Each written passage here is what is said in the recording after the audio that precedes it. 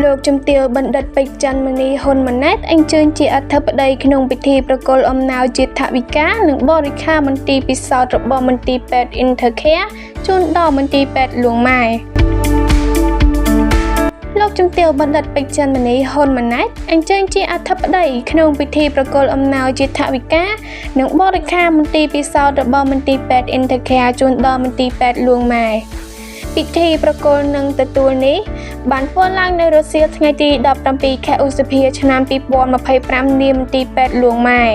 មុនប្រារព្ធពិធីប្រគល់និងទទួលខាងលើនេះលោកជំទាវបណ្ឌិតក៏បានសំណេះសំណាលសួរសុខទុក្ខលោកតាលោកយាយអ៊ំពូមីងនិងកូនក្មួយដែលមកទទួលសេវាពិនិត្យនិងព្យាបាលជំងឺនៅមន្ទីរពេទ្យខាងលើនេះផងដែរកិច្ចសំណេះសំណាលខាងលើបានធ្វើឲ្យប្រជាពលរដ្ឋសម្ដែងនូវការពេញចិត្តនិងកក់ក្ដៅជាខ្លាំងនិងកោតសរសើរនៅភាពសាមញ្ញនិងទឹកចិត្តករុណារបស់លោកជំទាវបណ្ឌិតពេជ្រច័ន្ទមនីឧត្តមភរិយារបស់សម្ដេចមហាបវរធិបតីហ៊ុនម៉ាណែតនាយករដ្ឋមន្ត្រីនៃកម្ពុជា